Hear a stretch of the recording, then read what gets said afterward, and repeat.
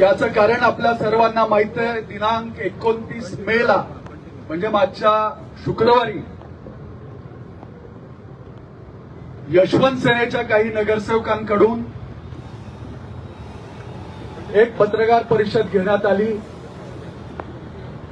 आणि त्या पत्रकार परिषदेमध्ये बेछूट अशा प्रकारचे आरोप करण्यात आले. तर त्या आरोपाला उत्तर देण्यासाठी आणि प्रत्येक उत्तराला पुरावा देण्यासाठी आजची पत्रकार परिषद आयोजित करण्यात आली आहे. प्रामुख्याने 1-2-3 मुद्दे मी आपल्याला सांगतो. तो सर्वसाधारण सभेचा विषय असेल, नगराध्यक्षांच्या वित्तीय अधिकारांच्या बाबतीतला विषय असेल, 34 लोकांच्या संशयित जे काही बेकायदेशीर नियुक्त्या आहेत त्यांच्या बाबतीतला विषय असेल आणि इतर अजून आपण जो कुठला प्रश्न विचाराल त्या प्रश्नाला आम्ही उत्तर देऊ. तर पहिला मुद्दा आहे तो सर्वसाधारण सभेचा. आमच्यावर असे आरोप करण्यात आले की नगराध्यक्ष सर्वसाधारण सभा घेत नाहीत किंवा नगराध्यक्षांचं काम हे नियमबाह्य पद्धतीनं चालू आहे. मला आपल्याला या ठिकाणी सांगायचं आहे की नगर परिषदेचं काम हे नियमानं चालू आहे.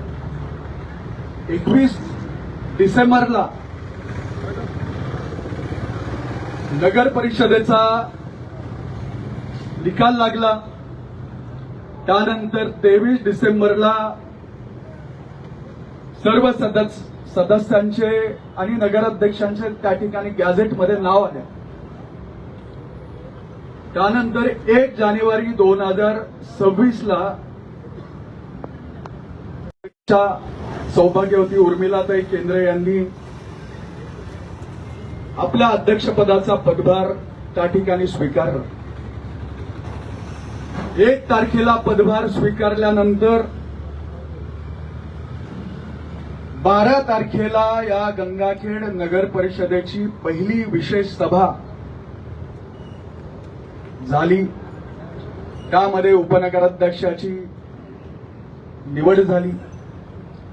त्यानंतर 23 जानेवारीला गंगाखेड नगर परिषदेची दुसरी विशेष सभा झाली. त्या विशेष सभेमध्ये विशेष समित्यांचे सभापती त्या ठिकाणी निवडले गेले. त्यानंतर तिसरी विशेष सभा ही अर्थसंकल्पीय सभा झाली. ती कधी झाली तर 27 फेब्रुवारी 2026 ला. 27 फेब्रुवारीला अर्थसंकल्पीय म्हणजे बजेटची मीटिंग ज्यावेळेस झाली त्यानंतर 1-1.25 महिन्याचा काळ लोटला गेल्यानंतर दिनांक 15 एप्रिलला सौभाग्यवती उर्मिलाताई केंद्रे यांनी तत्कालीन प्रभारी जे मुख्याधिकारी आहेत, कारण जे मुख्याधिकारी या ठिकाणी जे रुजू होते ते रजेवर असल्यामुळे प्रभारी मुख्याधिकाऱ्यांना उर्मिलाताई केंद्रे यांनी एक पत्र लिहिलं की सर्वसाधारण सभेत गंगाखेड नगर परिषद ही सर्वसाधारण सभा ही लवकरात लवकर आयोजित करण्यात यावी यासाठीचं हे उर्मिलाताई केंद्रे यांचं पत्र दिनांक 15 एप्रिल 2026. या पत्रानंतर हे तुम्ही प्रत वाटायलाच ना सगळे. त्यानंतर उर्मिलाताई यांच्या पत्रानंतर दिनांक 21 एप्रिलला मुख्याधिकाऱ्यांनी सर्व नगरसेवकांना त्या ठिकाणी हे पत्र दिलेलं की आपल्या प्रभागातले काही विषय असतील, आपल्या प्रभागातल्या काही समस्या असतील तर आपण ते लेखी स्वरूपात मांडावे. आणि मुख्याधिकाऱ्यांच्या या 21 तारखेच्या पत्रानंतर सर्व सन्माननीय नगरसेवकांना 3 दिवसांची मुदत दिली होती. आपले आपले जे काही आपल्या वॉर्डातले प्रश्न असतील ते आपण मांडा.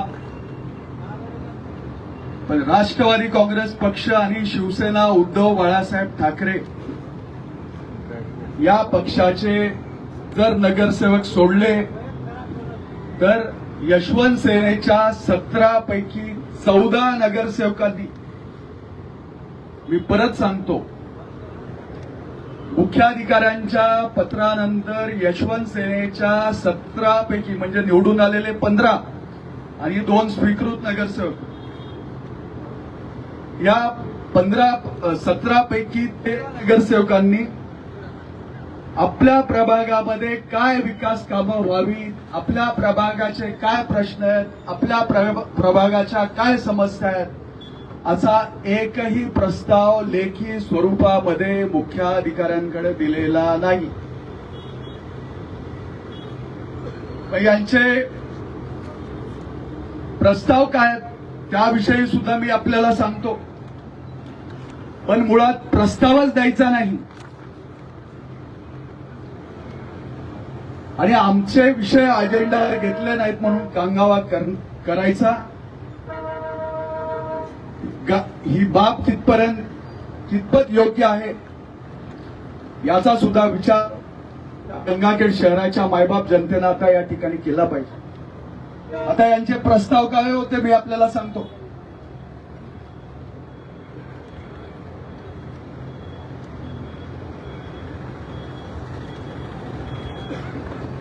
या ठिकाणी यशवंत सेनेच्या नगरसेविका मनीषा प्रमोद कुमार साळवे यांनी यांच्या प्रभागाच्या ज्या काही समस्या आहेत त्या मांडल्या आणि त्या आपण अजेंडावर घेतलेल्या आहेत. शब्दशः यांचे जरी आपण शब्द त्या ठिकाणी अजेंडावर मांडले नसतील तर आपण यांचे विषय घेतलेले आहेत. प्रामुख्याने रस्ते, नाली, पाणी, स्वच्छतेसंदर्भातले त्यांचे विषय.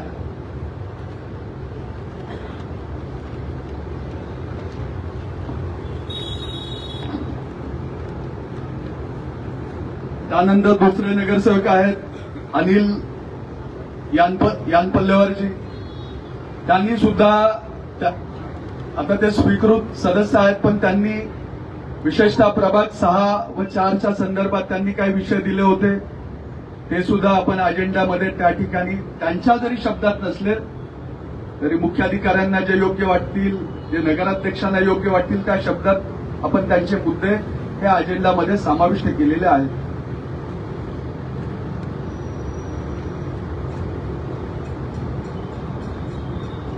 आता त्यांचं म्हणणं आहे की आमचे मुद्दे, आता त्यांचे काय मुद्दे होते तुम्हाला सांगतो मी. यशवंत सेनेचे गटनेते आहेत सय्यद अकबर. त्यांनी एक पत्र दिलंय. त्या पत्रामध्ये काय विषय आहे,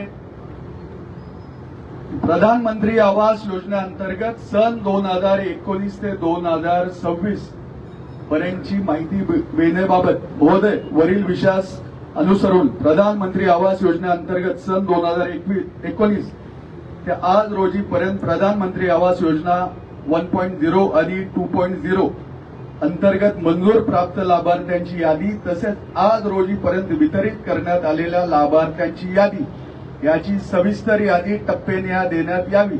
तसेच लाभार्थ्यांच्या संचिकेची कॉपी 8 दिवसामध्ये उपाध्यक्ष नगर परिषद गंगाखेड यांच्या कार्यालयामध्ये स्वतः विभाग प्रमुख यांनी दाखल करावी. संबंधित माहिती लवकरात लवकर अवगत करून देण्यात यावी ही विनंती. या असा मुद्दा आहे. आता मला एक सांगा, सध्या नगर परिषदेची नवीन बिल्डिंगचं काम चालू आहे बऱ्या प्रमाणात. त्याचं काम आता संपेल. जी जुनी नगर परिषद आहे तिथं विद्यमान सदस्यांनाच बसायला अडचण होते. तर 2019 ते 2026 म्हणजे 8 वर्षाच्या संचयिका त्या किती होतील?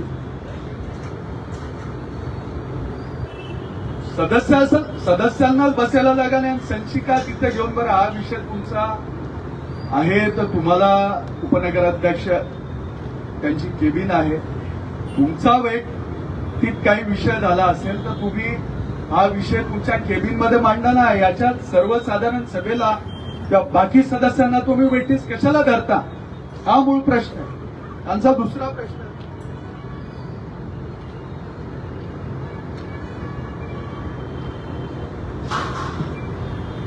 स्वच्छ यांचा, या गटनेत्यांचा दुसरा एक प्रस्ताव आहे की येणाऱ्या सर्वसाधारण सभेत खालील बाबी अंतर्भूत करण्याबाबत वरील विषय आपणास विनंती करण्यात येते की घनकचरा व्यवस्थापनमध्ये अनेक बाबींमध्ये बेकायदेशीरपणा दिसून येत असल्याचे खालील विषयावर रेकॉर्ड सहित विभाग प्रमुखास उपस्थित राहून चर्चा करणे. त्याच्यामध्ये ते काय आहेत?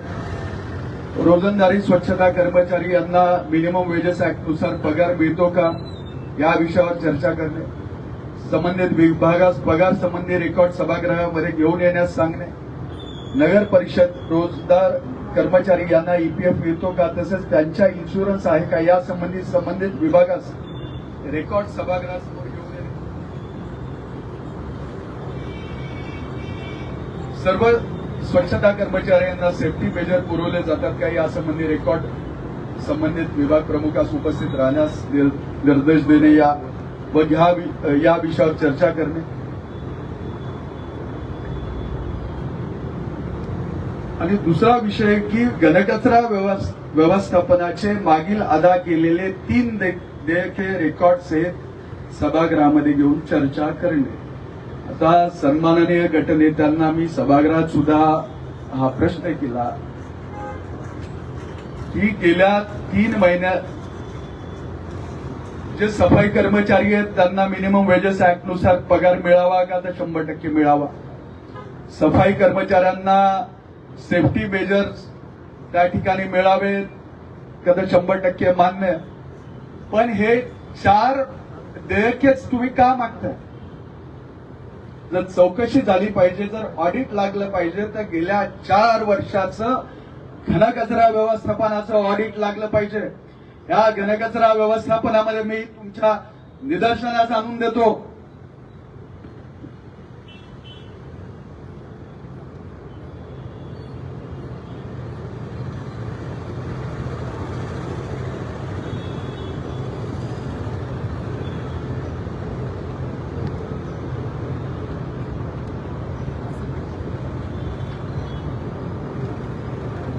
या घनकचरा व्यवस्थापनाच्या बाबतीत गेल्या 4 वर्षाचा प्रशासक जो काळ होता तो कसा चालला एक लक्षात घ्या. नागराल इंडिया प्रायव्हेट लिमिटेड या एजन्सीला 3 वर्षाकरता घनकचरा संकलनाचं काम मिळालं होतं. त्यामध्ये वाहतूक, नाले सफाई तसंच आवश्यकतेनुसार जेसीबी पाणी पुरवठा करण्याकरिता आदेश त्यांना देण्यात आले होते.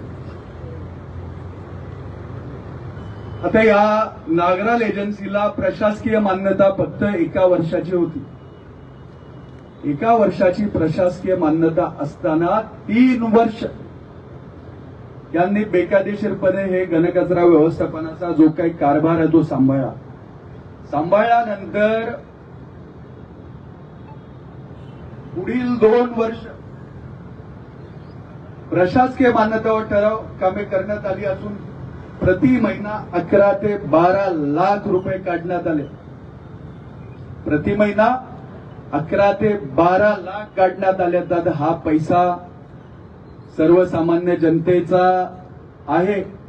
तो कोणाच्या घशात आणि कोणाच्या खिशात गेला, कोणाची या नागराल एजन्सीमध्ये भागीदारी आहे, याचं सुद्धा उत्तर मिळालं पाहिजे. दुसरा विषय, सदर कामाची एमबी ही रेकॉर्ड कोणी केली, तर सॅनिटरी इन्स्पेक्टर म्हणजे एसआयनं या कामाची एमबी रेकॉर्ड केली. मुळात एसआयला या बिलासंबंधी एमबी रेकॉर्ड करण्याचा अधिकारच नाही. ते झालं. एफडीआर सुरक्षा अनामत रक्कम 8 लाख